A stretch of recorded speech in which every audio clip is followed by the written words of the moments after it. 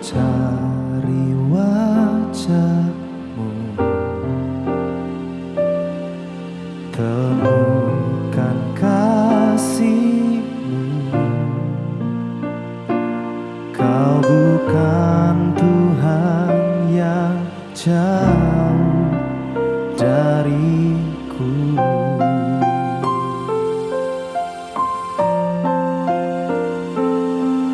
Ku panggil namamu, ku dengar jawabmu. Kau Tuhan yang selalu dengar seruan hatiku.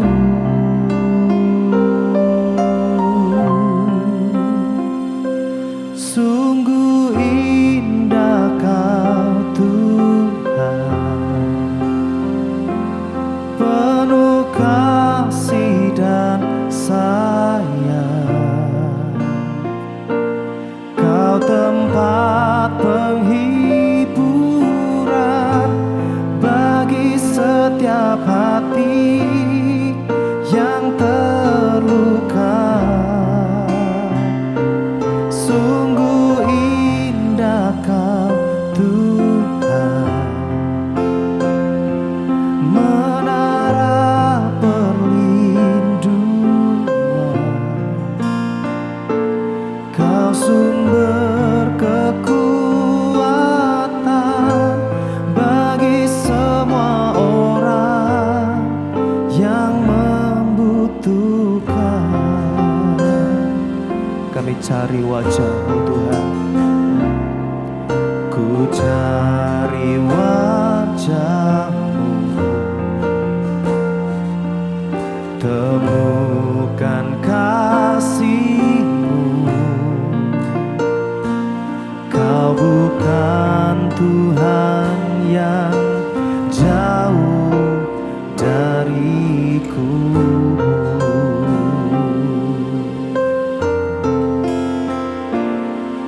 Ku panggil namamu,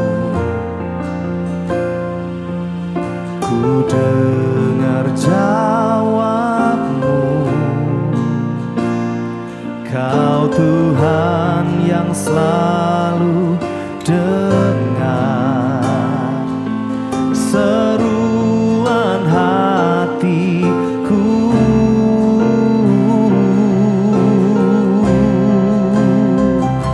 Sungguh indah Kau Tuhan, penuh kasih dan sayang.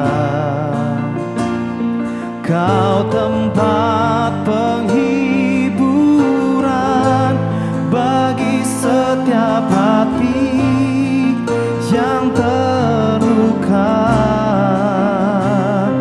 Sungguh indah Kau Tuhan, menara perlindungan.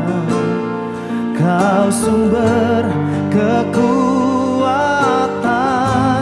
bagi semua orang yang membutuhkan. Oh, sungguh indah Kau Tuhan, penuh kasih dan sayang. Kau tempat penghiburan bagi setiap hati yang terluka. Sungguh indah Kau Tuhan, menara perlindungan. Kau sumber kekuatan bagi semua orang yang membutuhkan. Sungguh indah Kau Tuhan,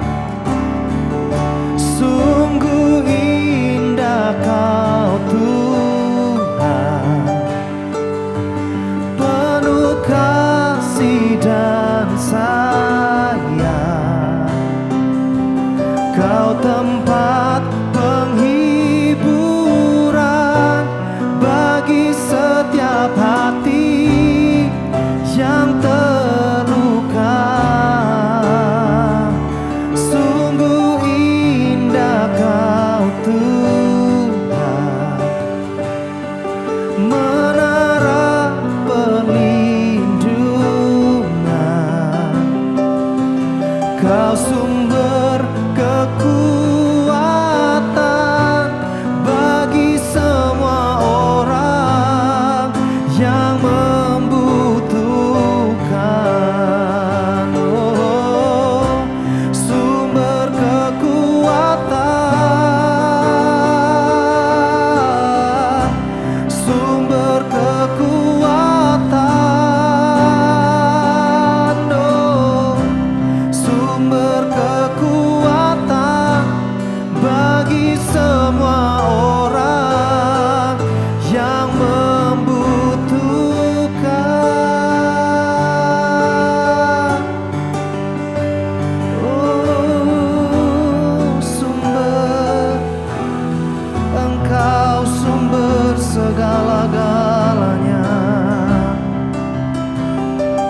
Oh, kami bersyukur,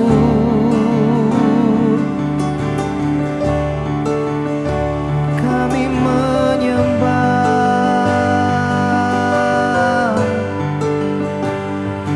hadirat-Mu,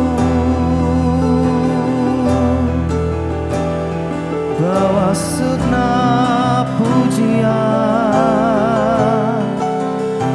segenap hati.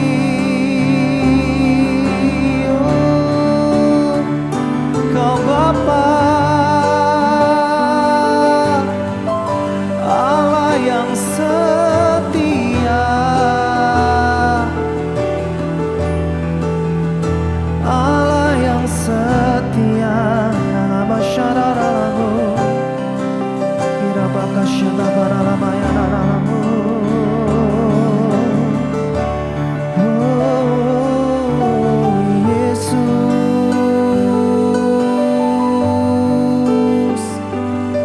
pujian, keagungan bagi Raja di atas segala raja. Ku rindu menyembah-Mu,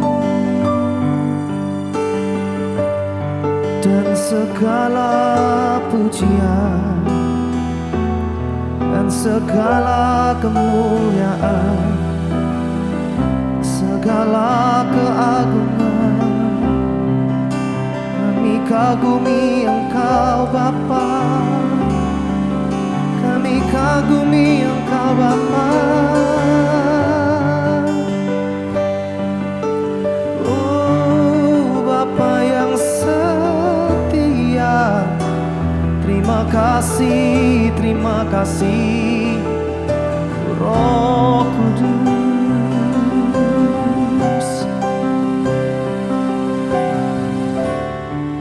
terima kasih Tuhan,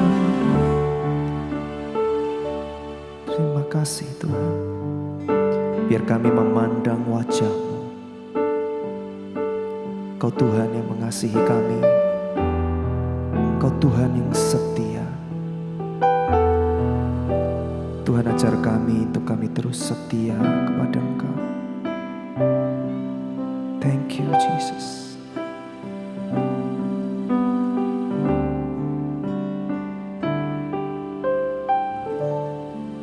Memandang wajah-Mu, rasakan kasih-Mu.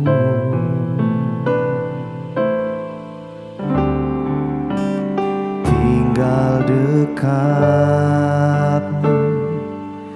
setiap saat di dalam hidupku. Memandang wajah-Mu, memandang wajah-Mu, rasakan kasih-Mu.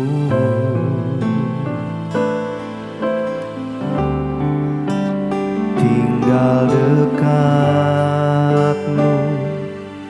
setiap saat di dalam hidupku.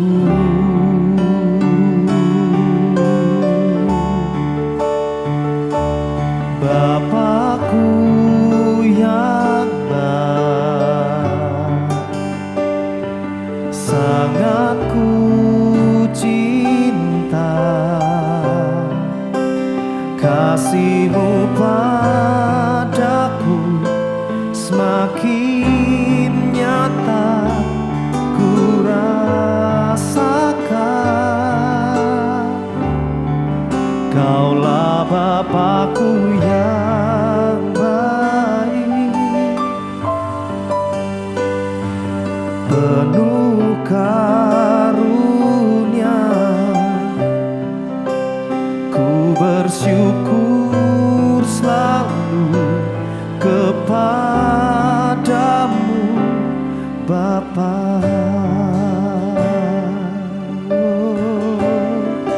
Memandang wajah-Mu,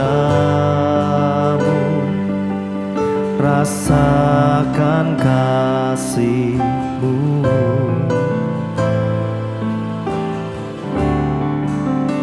tinggal dekat-Mu setiap saat di dalam hidupku.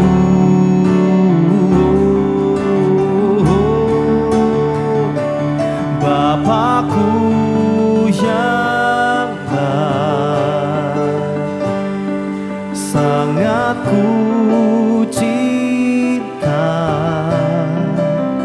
Kasih-Mu padaku semakin nyata ku rasakan.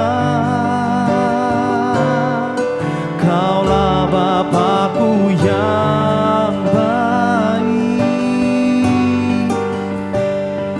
penuh karunia.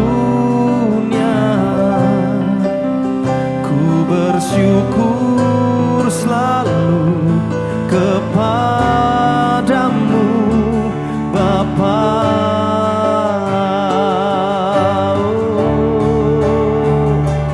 Bapa-Ku yang baik, sangat ku cinta. Kasih-Mu padaku semakin nyata ku rasakan. Kaulah Bapa-Ku yang baik, penuh karunia. Ku bersyukur selalu kepadamu Bapa.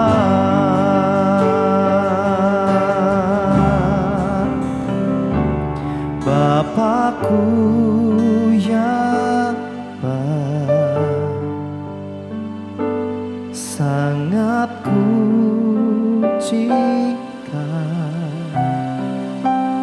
Kasih-Mu padaku semakin nyata ku rasakan. Kaulah Bapa-Ku yang baik,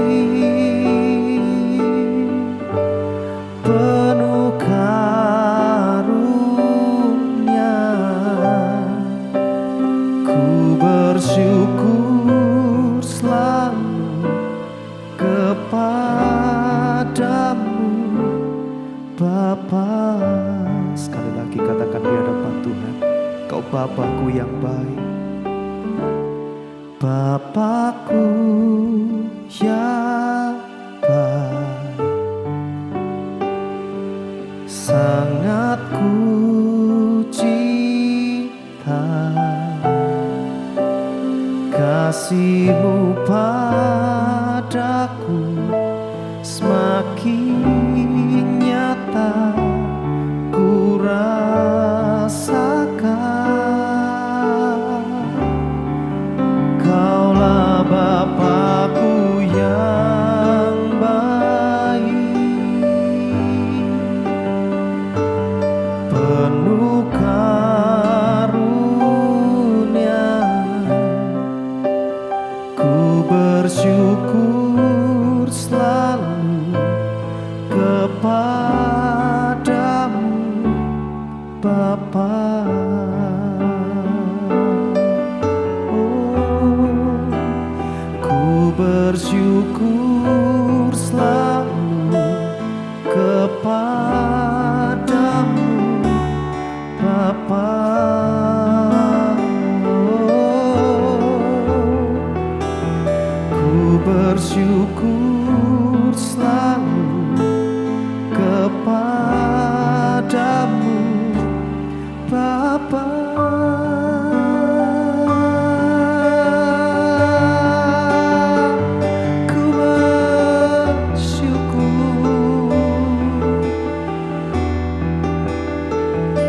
kepadamu ya Bapakku.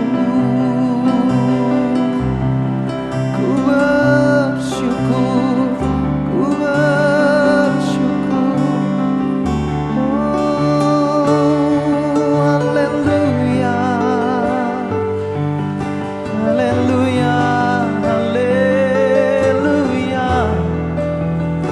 Segala pujian, segala kemuliaan, oh, ku berikan kepadamu Tuhan.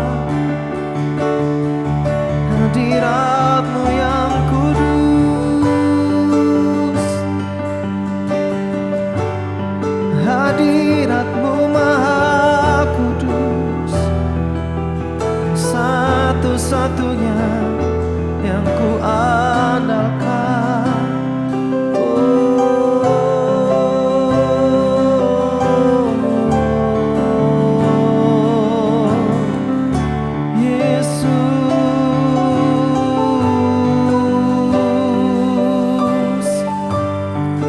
memuji Engkau, kemuliaan-Mu lebih dari segalanya, lebih dari segalanya. Oh, haleluya, haleluya. Terima kasih Tuhan, terima kasih Tuhan. Biar alam semesta ini Tuhan, dan semua yang ada sujud menyembah Engkau, sebab hanya Engkau satu-satunya. Engkau yang layak, hanya Kau yang layak. Oh, seluruh bumi menyembah-Mu, semua yang bernafas menyembah-Mu Tuhan.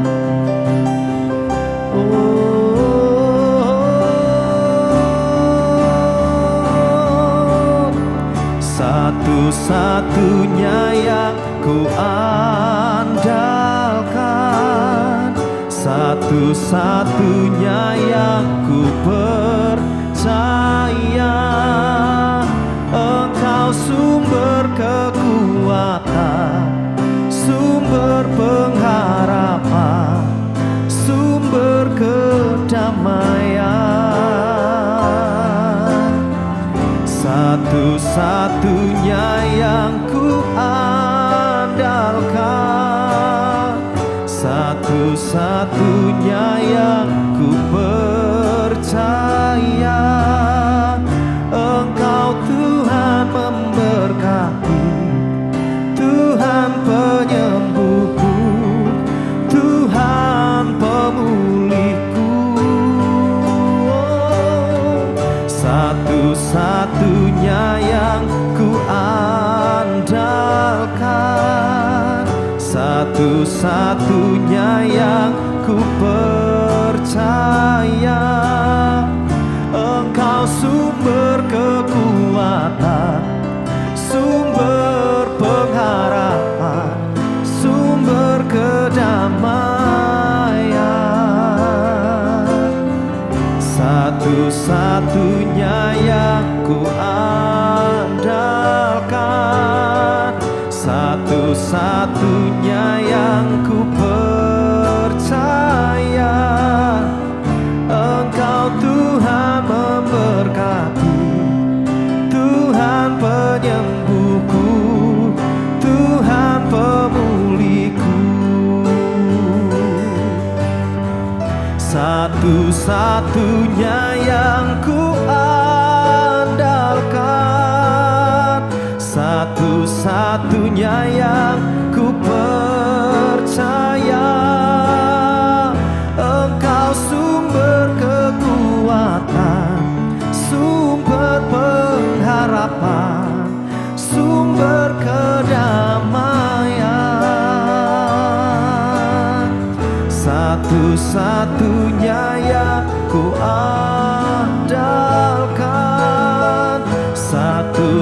satu-satunya yang ku percaya. Engkau Tuhan memberkati, Tuhan penyembuhku, Tuhan pemulihku. Engkau Tuhan memberkati, Tuhan penyembuhku, Tuhan pemulihku. Engkau Tuhan memberkati, Tuhan penyembuhku, Tuhan pemulihku.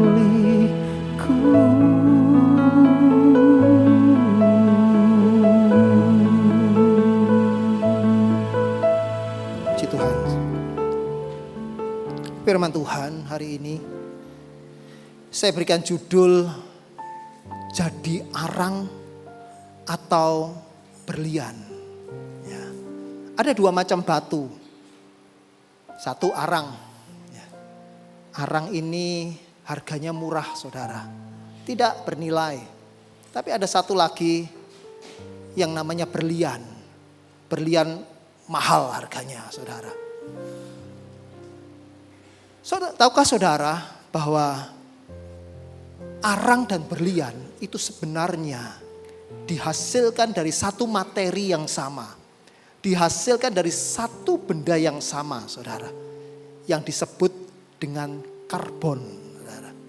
Lalu apa yang membedakan sehingga dari sebuah karbon tersebut, materi yang dinamakan karbon tersebut, satu bisa berubah jadi arang yang tidak bernilai, yang rapuh, yang berongga-rongga dalamnya. Dan yang satu berupa sebuah benda yang padat, bahkan bernilai mahal, saudara, yang namanya berlian. Apa yang menyebabkan bisa jadi arang karbon ini dan yang lain bisa jadi berlian? Jawabannya satu, proses, saudara. Arang itu adalah hasil proses yang singkat. Dari proses yang tidak terlalu lama. Dari proses panas bumi yang sebentar. Dari tekanan yang kecil, saudara. Dari karbon dihasilkan arang, saudara. Tapi berlian beda. Berlian ini dari karbon yang mendapatkan sebuah proses tekanan panas bumi yang lama, ratusan bahkan ribuan tahun, saudara. Sebuah karbon mengalami proses panjang di dalam perut bumi dan jadilah berlian, saudara. Tekanan itu bisa datang kepada setiap orang. Tekanan bisa datang bahkan kepada orang percaya, saudara. Tetapi kalau kita ini punya mentalitas arang, gak tahan tekanan, maka kita akan jadi orang yang gagal, saudara. Kita tidak akan masuk di dalam kepenuhan panggilan Tuhan dalam setiap hidup kita. Tapi kalau kita jadi seperti berlian, menggenapi seluruh panggilan Kristus di dalam kehidupan kita, maka kita ini harus berdiri teguh, harus kuat, saudara. Tidak gampang lemah melewati sebuah proses.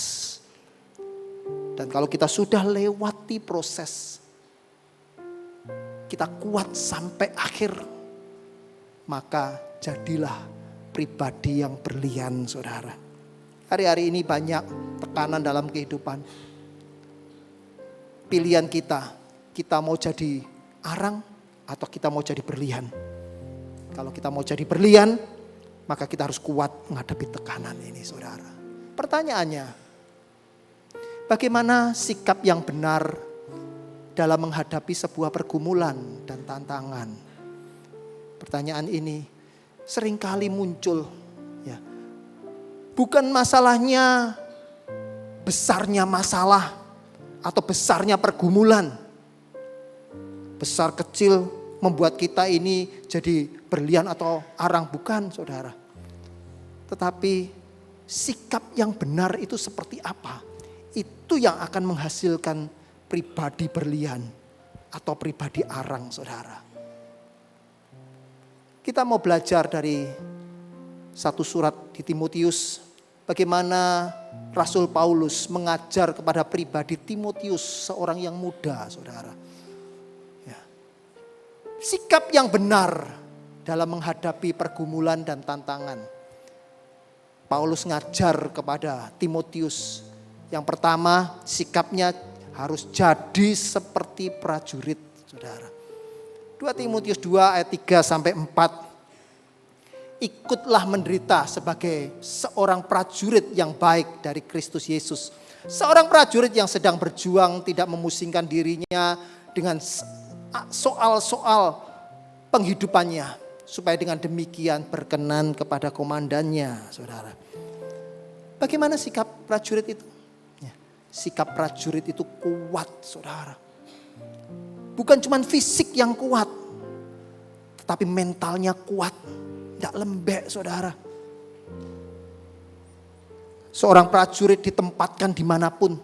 Di hutan belantara, bahkan di dalam peperangan demi peperangan. Tekanan yang kuat. Prajurit tentara itu kuat, saudara. Seringkali kita jadi orang Kristen. Kita ini bukan jadi pribadi yang kuat. Menghadapi tekanan. Kita jadi lemah, saudara. Undur dari Tuhan. Lari dari Tuhan. Seorang prajurit itu kuat, tidak lembek, tidak cengeng, saudara. Saya tertarik dengan satu pribadi namanya Iem Tongi, saudara. Iem Tongi ini pemenang American Idol yang terakhir, sesi 21 tahun 2023. Sebelum saya putar sedikit videonya. Iem Tongi ini dididik dalam sebuah keluarga yang sederhana. Papanya senang musik, pinter nyanyi. Dia ajar anaknya nyanyi. Usianya masih 18 tahun. Ayahnya mendorong untuk ikut audisi American Idol, saudara. Ayahnya beli sebuah gitar sederhana untuk Iem Tongi. Tongi tidak tahu. 2 bulan sebelum audisi, papanya meninggal, saudara. Tapi Iem Tongi, dia tetap kuat. Ya. Silakan tim multimedia bisa putar. Who got you into music? My dad. He taught me when I was He's the very reason for all this, huh? young. Yeah. Okay. What's his name? Rodney. Rodney. The song we singing is called Monsters by James Blunt. Dedicating to my dad. This one's for Rodney. Lagu ini diciptakan jauh sebelum dinyanyikan oleh Iem Tongi. Ini berbicara tentang seorang ayah. I won't read you your wrongs or your rights. The time is gone. I'll tell you goodnight, close the door. Tell you I love you once more. Time is gone, so here it is. I'm not your son, you're not my father. We're just two grown men saying goodbye. No need to forgive, no need to forget. I know your mistakes and you know my mind. And while you're sleeping, I'll try to make you proud. So daddy, won't you just close your eyes? Don't be afraid, it's my turn. Stay sleep a lifetime, yes, and breathe the last word. You can feel my hand on your arm.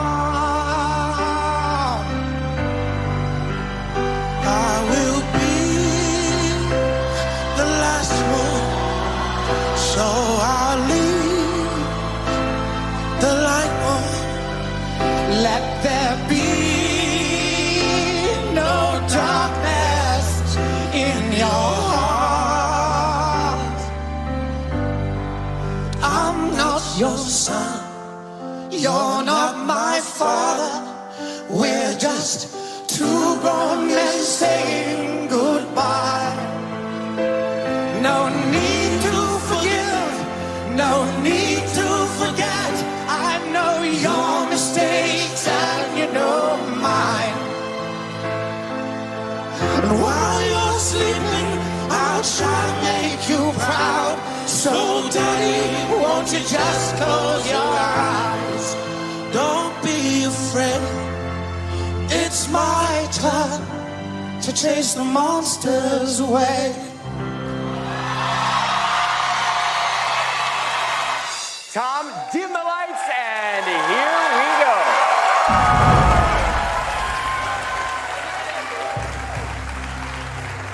After the nationwide vote,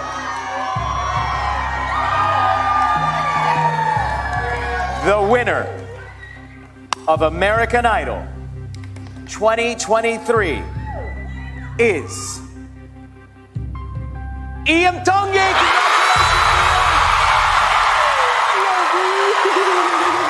Ya saudara, hidup itu tidak mudah. Kehidupan itu tidaklah mudah saudara. Ada banyak kesulitan, tantangan dan halangan. Tapi jadilah pribadi yang kuat saudara. Seperti Iam Tongye, usia 18 tahun. Papahnya berperan besar di dalam kehidupannya. Dia kehilangan papahnya. Ya. Tapi dia selesaikan panggilan hidupnya. Dia kerjakan panggilan hidupnya. Dia menangkan perlombaan ini. Dia jadi pribadi yang berlian, saudara. Jangan mudah terpuruk.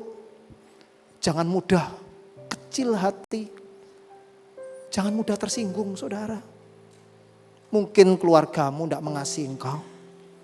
Mungkin papamu, mamamu benci engkau. Tapi Tuhan itu mengasihi engkau.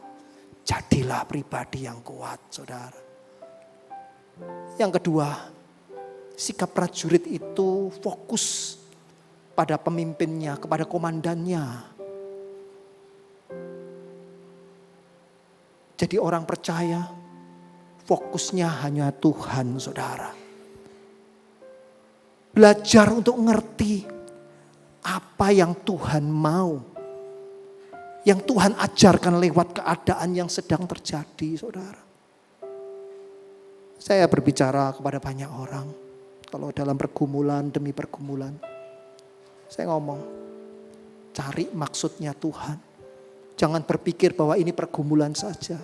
Apa maksud Tuhan lewat pergumulan itu? Ya.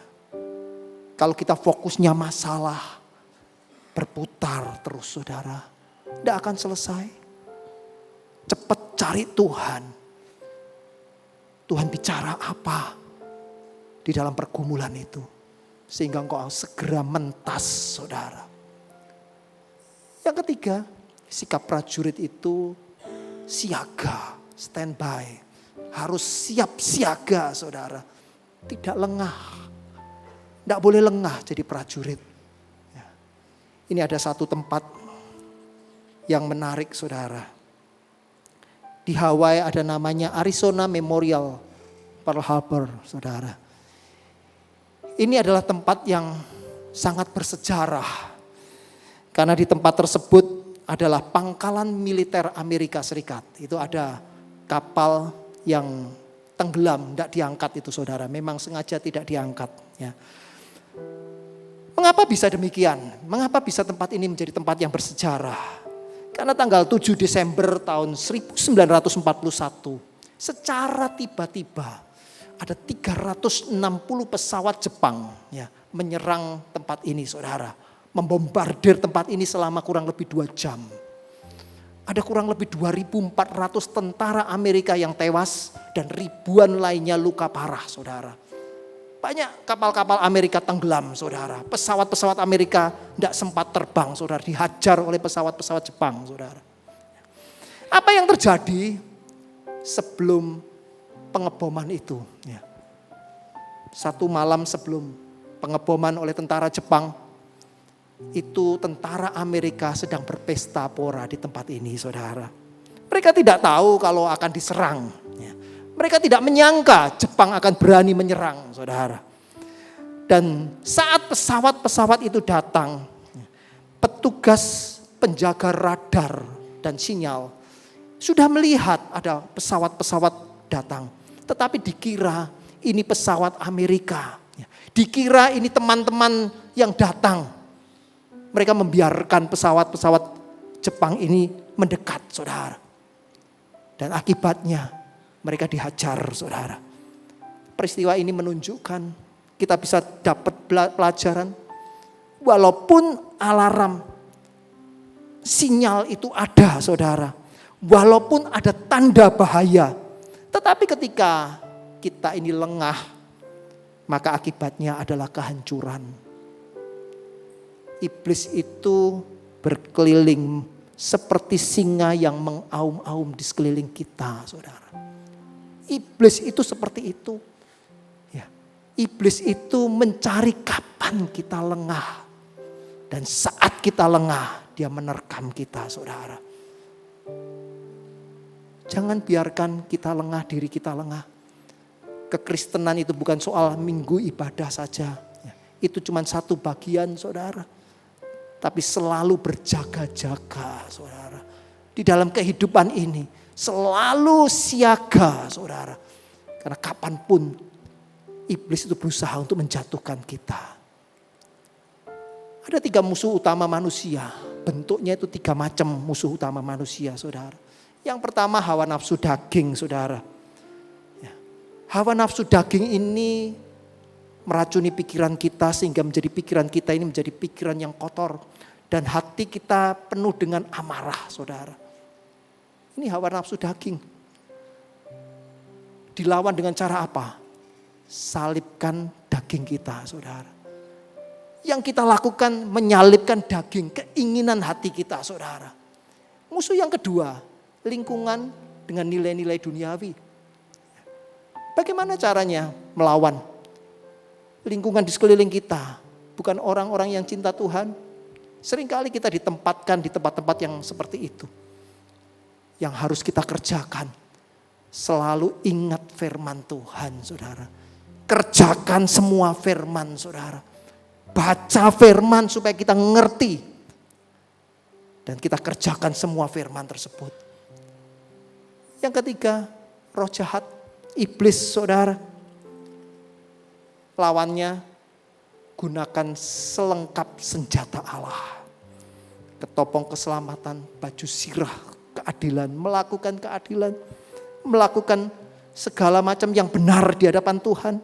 Berkasutkan kerelaan memberitakan Injil. Menggunakan perisai iman dan pedang roh. Dan yang kedua, iblis itu dilawan dengan doa, saudara. Doa itu mengerjakan apa yang tangan kita tidak bisa kerjakan. Doa, saudara. Disiplinkan diri kita untuk doa.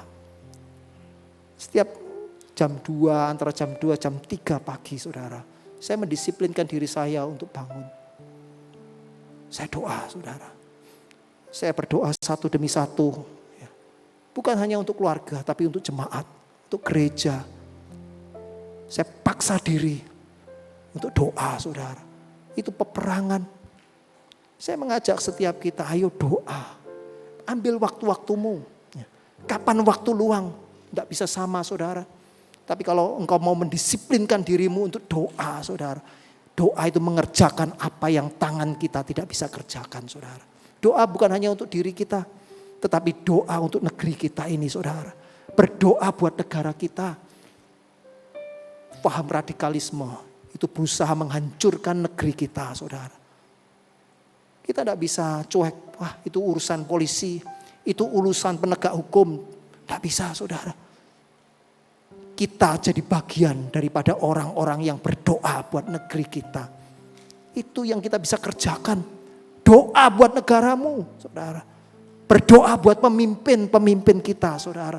Presiden kita. Supaya Tuhan luputkan negara kita dari yang jahat, saudara. Kita bisa hidup aman, tentram seperti ini. Itu karena anugerah Tuhan. Tetapi ada banyak hal yang berusaha menghancurkan negeri kita ini. Ayo doakan negeri ini, saudara. Yang kedua,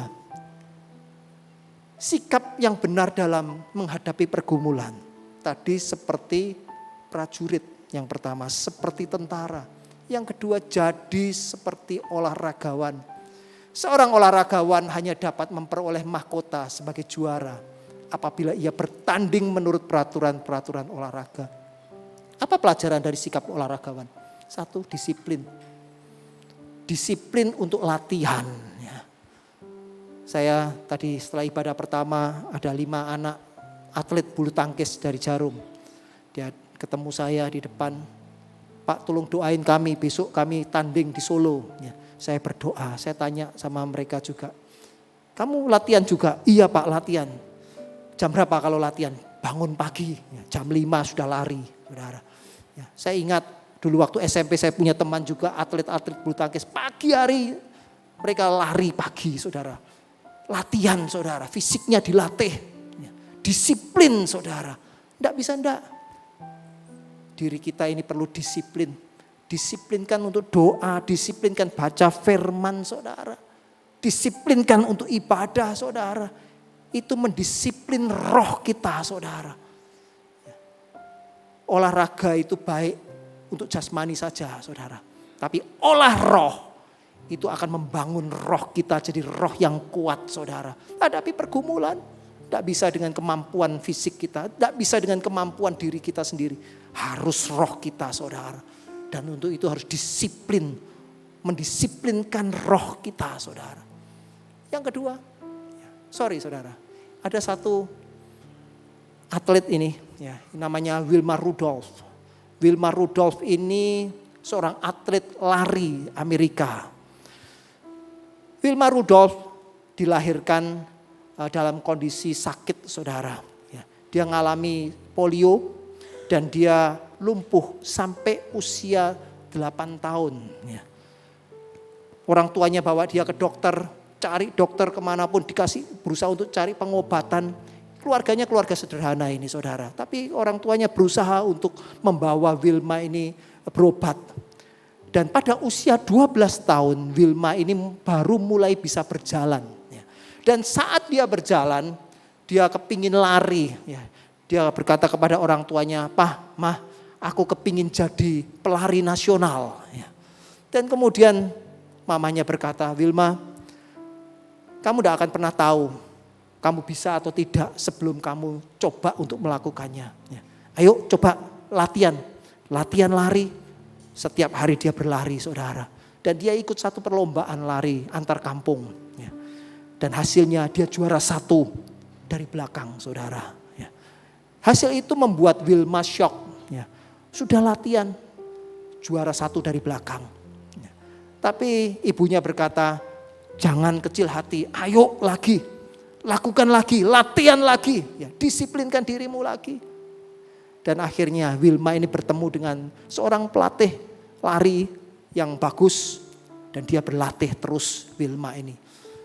Dan tahun 1960 Wilma berhasil meraih 3 medali emas dari Olimpiade tahun 1960. Bapak Ibu, dari seorang yang pernah cacat, lumpuh, dia jadi seorang pelari. Dia dapat medali. Dia juara internasional, saudara. Karena apa? Disiplin latihan, saudara. Setiap kita kalau mendisiplin roh kita, saudara, engkau akan jadi pribadi-pribadi yang berlian, saudara. Bukan pribadi yang arang, saudara. Yang kedua, sportif. Artinya mengikuti aturan yang ada.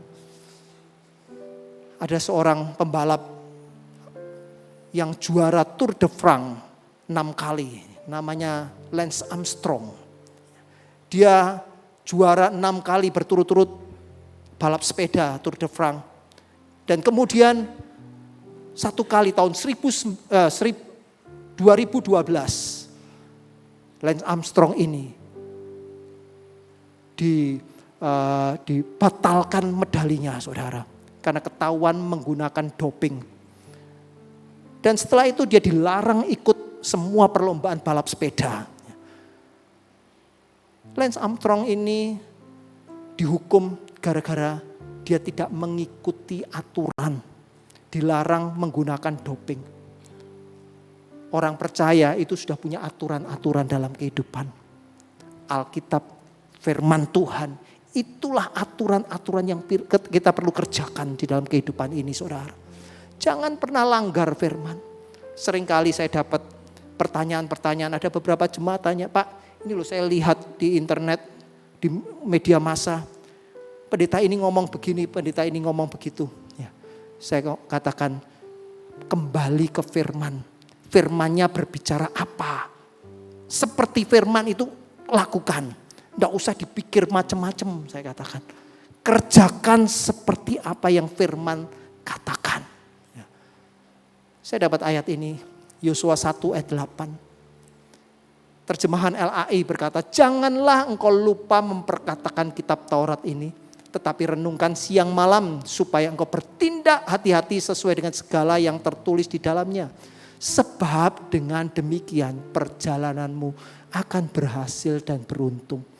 Tapi terjemahan bahasa Indonesia masa kini itu menarik. Buku hukum itu harus selalu kau bacakan kepada umatku. Pelajari buku itu siang malam. Supaya selalu engkau melaksanakan semua yang tertulis di dalamnya. Kalau engkau melakukan semuanya itu, hidupmu akan makmur dan berhasil. Bapak Ibu yang terkasih, ya, hidup makmur berhasil. Itu gara-gara apa? Melakukan firman, taati firman, pelajari firman saudara. Tidak cukup hari Minggu saja.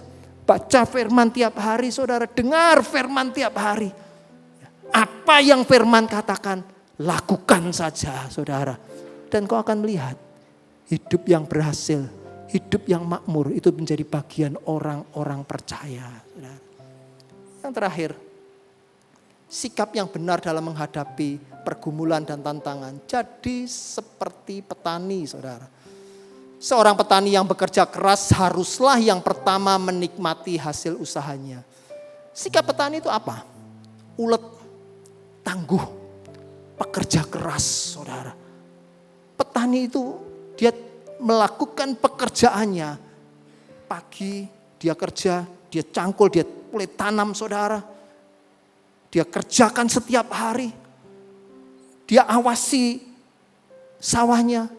Dia bekerja dengan keras saudara. Sekalipun terik panas, dia kerja keras saudara. Jadi orang Kristen pun sama. Kalau hari ini kau dipercayakan sesuatu oleh Tuhan. Tekun saudara, ulet saja. Ya. Jadi pribadi yang tangguh saudara. Yang kedua, seorang petani itu tidak pernah berhenti untuk menabur. Ya. Sekalipun keadaan sulit saudara. Satu kali saya pernah ke Demak. Saya ketemu dengan satu petani, seorang petani bawang merah saudara. Ngobrol dengan beliau, saya tanya beliau, Pak hasilnya bagus ya bawang merah ini? Oh bagus Pak. Ya. Lalu saya tanya kepada beliau ini, Pak apakah pernah engkau gagal panen? Oh beberapa kali Pak saya pernah gagal panen. Ya. Saat engkau gagal panen, apakah engkau berhenti menabur? Oh enggak bisa Pak, harus tetap nanam saudara. Harus tetap menabur, ya. Harus tetap melakukan. Ya. Bapak Ibu, kalau saya berhenti menabur, ya, saya akan berhenti. Berkat saya, rezeki saya berhenti. Karena saya pekerjaan saya ini kok Pak. Ya.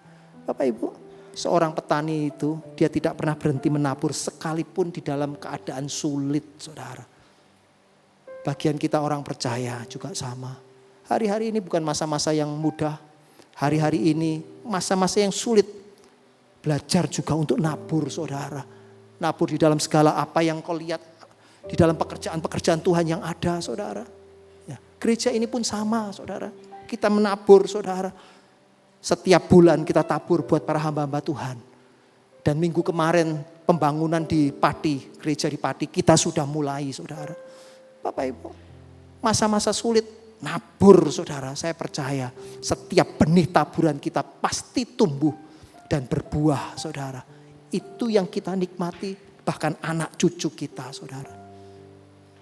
Belajar dari seorang petani, dia tidak pernah berhenti menabur. Ayat terakhir, Mazmur 126 ayat 5-6. Orang yang menabur dengan mencucurkan air mata.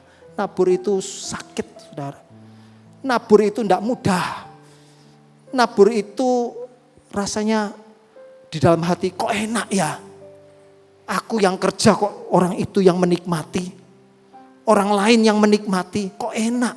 Ya, saudara, firman Tuhan berkata orang yang menabur dengan mencucurkan air mata. Itu sulit saudara. Ya, menabur itu sulit. Tapi hasilnya saudara akan menuai dengan bersorak-sorai. Orang yang berjalan maju dengan menangis sambil menabur benih pasti pulang dengan sorak-sorai sambil membawa berkas-berkasnya. Bapak Ibu yang terkasih, punyai sikap petani. Berkat Tuhan hari ini yang Tuhan titipkan dalam kehidupan kita. Bukan hanya untuk kita dan keluarga kita pribadi saudara. Tetapi di situ Tuhan juga titipkan berkat untuk orang lain. Tuhan berikan berkat juga untuk pekerjaan-pekerjaan Tuhan. Bukan hanya di tempat ini, di tempat lain juga. Pekerjaan Tuhan bisa kita dukung saudara. Setiap daripada kita, jadilah pribadi yang murah hati. Nabur saudara. Jadi pribadi, bukan pribadi yang pelit saudara. Saat kau menabur dengan mencucurkan air mata, engkau akan menuai dengan bersorak-sorai. Siang hari ini, firman Tuhan buat setiap kita. Jadilah pribadi-pribadi berlian. Karena pribadi berlian itu berharga saudara. Pribadi arang adalah pribadi yang akan hancur, dimakan oleh waktu, dimakan oleh zaman ini saudara. Orang percaya yang menggenapi panggilannya adalah orang Kristen, orang percaya yang berlian. Saya undang para pelayan altar bisa naik. Bagimu pujian, hormat, kemuliaan, Kaulah kebanggaan di dalam hidupku.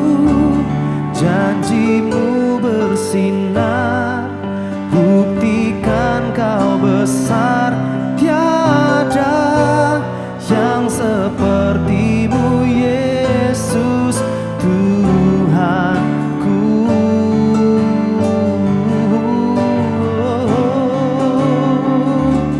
Bagimu pujian, hormat, kemuliaan, Kaulah kebanggaan di dalam hidupku. Janjimu bersinar, buktikan Kau besar, tiada yang sepertimu Yesus Tuhanku. Bagimu pujian, bagimu pujian, hormat, kemuliaan, Kaulah kebanggaan di dalam hidupku. Janjimu bersinar, buktikan Kau besar,